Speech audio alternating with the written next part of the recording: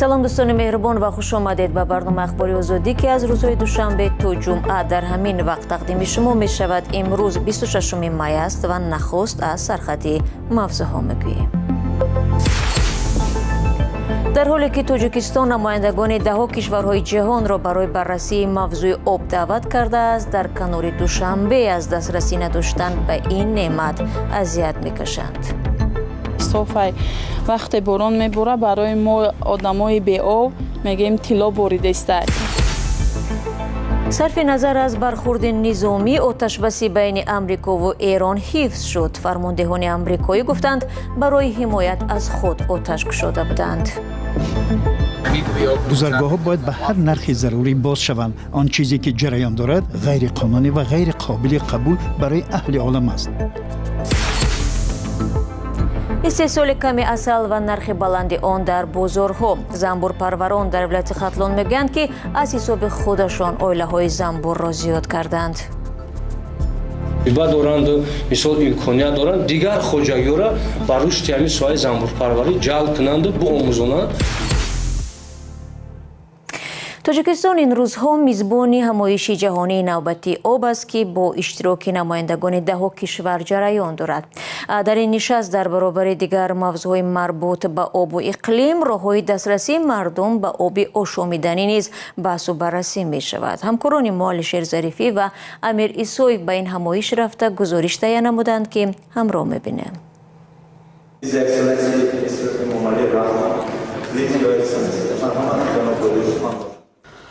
ҳамоиши ҷаҳонии об дар душанбе пойтахти тоҷикистон.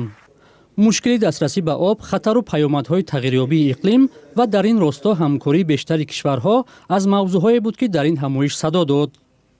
модият дорем ки то соли 2020 татбиқи пурраи мудирияти ҳамоҳангшудаи захираҳои обро дар сатҳи миллӣ ва ҳавзавӣ таъмин намуда низоми муосири илман асофдор устувор ва самаранокро таъсис. ҳамзамон борӣ мо талош дорем ки то соли 2040 дастрасӣ ба оби мутамарказро ҳадди ақал барои 90% аҳолӣ таъмин намоем. эмомалӣ раҳмон ҳамчунин хостори такмили сохтори фонди наҷоти арал ва таъсиси комиссияи байнидавлатии энергетикӣ барои осиёи марказӣ шуд. рӯзи дуввум аст душанбе мизбони боз як ҳамоиши ҷаҳонии об аст. нишасти чоруми оби душанбе рӯзи 25 май оғоз гардида ба иттилои вазорати корҳои хориҷии тоҷикистон дар он намояндагони беш аз 100 кишвар ва созмонҳои байнулмилалӣ аз ҷумла сохторҳои созмони милали муттаҳид ҳузур доранд. армида салсия муовини дабири кулли созмони милали муттаҳид гуфт шиддати тағйирёбии иқлим бисёриҳоро ба камбуди дастрасӣ ба об рӯбарӯ кардааст. дар тӯли чанд даҳсолаи ахир миллионҳо нафар дар минтақа аз вазъияти шадиди ноамнии об раҳоӣ ёфтанд. бо вуҷуди ин шиддат гирифтани шароити шадиди иқлимӣ бисёре аз минтақаҳои осиё ва уқёнуси оромро ки қаблан дорои захираҳои фаровони об шуморида мешуданд водор намудааст ба фишори маҳаллии об рӯбарӯ гарданд. хонум армида хостори мудирияти устувор ва тақвияти ҳамкориҳои бештар байни ҷонибҳои манфиатдор шуд. ин чорумин конфронси ҷаҳонӣ дар мавзӯи об мебошад ки бо пешниҳоди тоҷикистон ва кӯмаки созмони милал баргузор мешавад.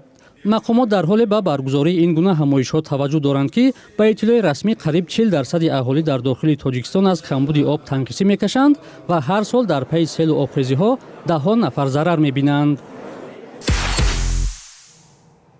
ҳамон гуна ки ҳамкорам Алишер Зарифӣ ишора намуд, сарфи назар аз он ки тоҷикистон дар саргаи оби осиёи марказӣ қарор дорад, дар аксар ноҳияҳои ин кишвар сокинон ҳамвора аз камбуди оби ошомиданӣ шикоят мекунанд. афзоиши босурати аҳолӣ ва пайдо гардидани деҳаҳои нав ин мушкилро ҷиддитар намудааст. баъзе аз сокинон дар ҳавлиҳои худ чоҳ кандаву аз он истифода мебаранд. бархеи дигар маҷбуранд оби ошомиданӣ бихаранд.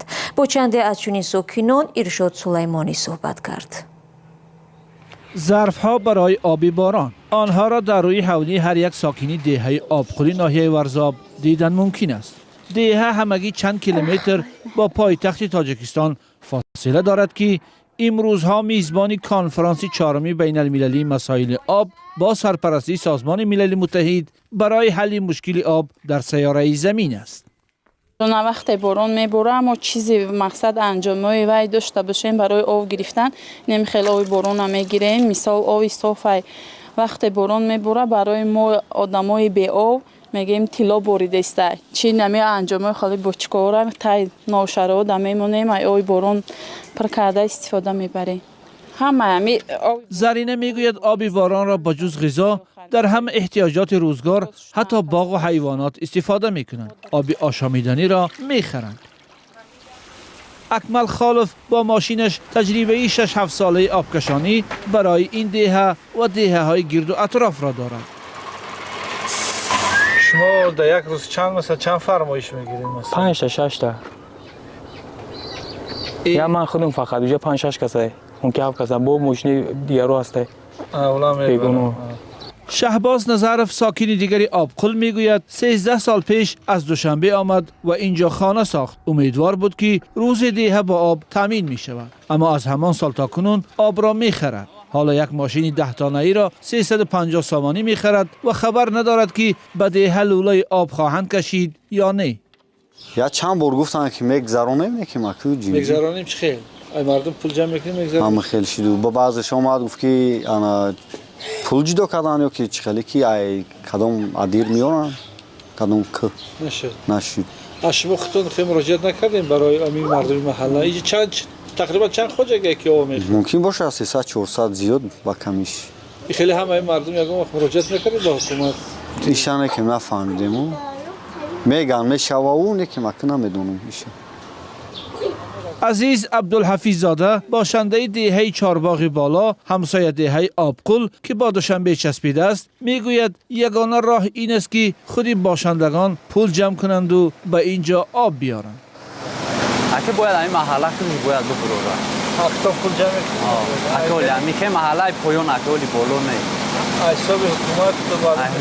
حساب حکومت هیچ کنه آمده. دسترسی به آب یکی از مشکلات بزرگی مردم دهات تاجیکستان است. به اطلاع رسمی 70% اهالی تاجیکستان در دهات زندگی میکنند. تاجیکستان از سال 2003 به این سو تشبسکار اعلان شدن تدبیرهای گوناگون جهانی حل مشکلات آب با سرپرستی سازمان ملل متحد است. اما بنا به معلومات برنامه دولتی تامین آب آشامیدنی برای سالهای 2025-2029 خود تاجیکستان هدف دارد تا سال 2029 خدمت رسانی های تامین آب آشامیدنی اهالی را از 41% به 70% برساند. زرینه رحمتова یکی از آنهایی است که امید بسته است این گونه کنفرانس های پردبدبه و سطح بلند نتیجه می‌دهند و دهه آنها صاحب آب می شود.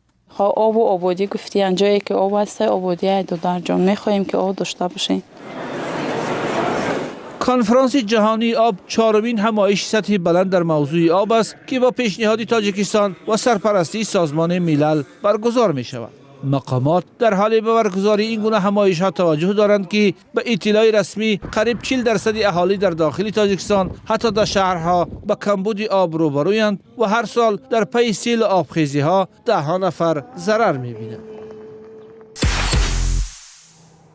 رو می‌ریم با موضوعهای دیگر. روز سه‌شنبه سپاه پاسداران انقلاب اسلامی ایران ادعا کرد که یک هواپیمای بدون سرنشین آمریکایی را سرنگون کرده است. در اظهارات سپاه پاسداران انقلاب اسلامی گفته می شود که همچنان یک هواپیمای F-35 آمریکا و یک پهپاد دیگر این کشور مورد آتش قرار گرفتند. درباره زمان این حادثه معلومات نشر نشده است. در همین حال آمریکا ابراز داشته است که دیروز با هدف حمایت از خود پایگاه‌های موشکی و یک چند قایق نظامی ایرانی را آتش باران کرده است. تفصیلات در گزارش طاهری سفر. نظامیان امریکا میگویند روز 25 می با هدف حمایت از خود به محل‌های موشک‌اندازی و قایق‌های ایرانی که به مینه‌کاری یکی از گلوگاه‌های کلیدی بحری در جنوب ایران مشغول بودند ضربه زدند. ظاهراً حمله‌ها در نزدیکی گلوگاه هرمز به عمل آمدند. تا آغاز عملیات امریکا و اسرائیل در ایران در تاریخ 28 فوریه امسال گلوگاه هرمز یکی از راه‌های استراتژیکی صادرات نفت و گاز به بازارهای جهانی به شمار می‌رفت. ابتدا رسانه‌های ایرانی درباره شنیدن صدای ترکش‌ها در شهر جنوبی بندر عباس گزارش دادند، اما بعدا خبرگزاری نیمه رسمی میر نوشت و از پورا تحت نظارت است و ساکنان نباید نگران باشند. بعد حمله ها وزیر امور خارجه امریکا مارکو روبیو که حالا در هندوستان است از این اقدام نیروهای آمریکایی پشتیبانی کرد. گذرگاه ها باید باز باشند. گذرگاه ها باید به هر نرخ ضروری باز شوند. آن چیزی که جریان دارد غیر قانونی و غیر قابل قبول برای اهل عالم است. در مقیاس جهانی من یگان کشوری را نمیدانم که این کار را انجام دهد. صرف نظر از عملیات حربی، تماس‌های دیپلماتی واشنگتن و تهران برای ختمی جنگ ادامه دارد.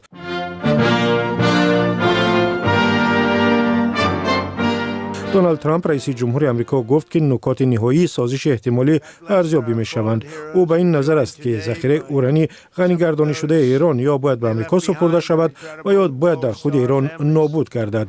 جانب ایران باشد میگوید که به هیچ وجه به محو ذخیره اوران موافقت نکرده است، ولی اختلاف هنوز هم وجود دارد. نابسته به چند برخورد پراکنده آتشبس میان آمریکا و ایران که 8 اپریل در خلیج فارس به حکم اجرا درآمد پای برجا میباشد.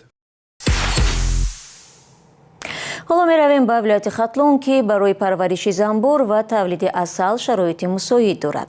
زنبور پروران میگویند عسل استحصال شده در شرایط تاجیکستان خوش‌طعم است چون شهد گل‌های شیرین و خوشبو می باشد. اما استحصال آن در کشور کمتر از نقشه پیش بینی شده بوده است. چرا این موضوع در گزارشی همکاران ما. قوطی‌های زنبور عسل در منطقه کلاب در این گونه قوطی‌ها بیش از 44,000 عائله زنبور پرورش می‌کنند. قسم زیادش به مردم و صاحبکاران تعلق دارد. تقریباً 8,500 عائله زنبور را خواجگی‌های دهقانی در اختیار داشتند. زنبور عسل پروری در بخش اهالی به چشم می‌رسد. در بخش خواجگی دهقانی هم هستند عائله‌ای که شهروندایی که هم زمین خواجگی دهقانی دارند یا اینکه میدان‌های باغشون کلانتر هستند. مثال امکانیتی از یک ناحیه به یک ناحیه دیگر واسه با موسم ایواز کردن همین شرایط دارند پرورش کرده ایستادند. سال 2025 در منطقه 177 تن عسل گرفتند. حالا 1 کیلوگرم عسل در بازار وابسته به نوعش نه کمتر از 100 سامانی ارزش دارد. خود رئیس جمهور امام علی رحمان به ساحه زنبور پروری توجه کرده است. چرا از 8,000 تن عسل استحصال کرده گفته اچول میتیم؟ این درست نیست. 1 کیلو عسل در بازار چند؟ اگر 4 از 8 قریب 5,000 تن از شکر عسل در بازار ما ارزان میشه.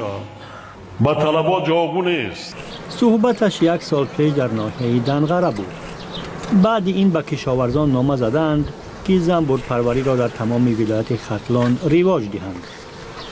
مقامات وعده داده بودند که به زنبور پروران عائله های نوی زنبور تقسیم میکنند. اما خواجگی‌هایی که تجربه دارند و مثال امکانیت دارند دیگر خواجگی‌ها را بر رشد همین ساحه زنبور پروری جلب کنند و بیاموزانند.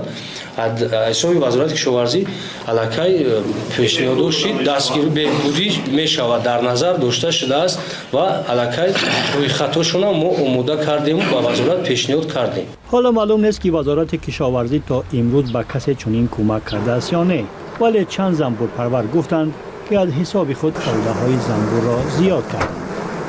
در تاجیکستان هر وقت امام علی رحمان دستور داد مقامات زود دست و آستین برزده در پی حل مشکل می شوند، اما کم دیده شده است که از نتیجه های کار خود و حل مسئله به مردم گزارش دهند. و یک خبر دیگر هم داریم. مسئله بدرفتاری با سربازان تاجیک و رعایت نشدن آیین‌نامه نظامی در صف نیروهای مسلح در یک نشست با حضور فرماندهان واحدهای نظامی تاجیکستان بررسی شده است. مشکلی که سالهای دراز به قول حامیان حقوق سبب اساسی سرپیچی جوانان از خدمت در صف نیروهای مسلح کشور می باشد و تنها در 1 ماه گذشته از مرگ 3 نفر در ارتش خبر رسید.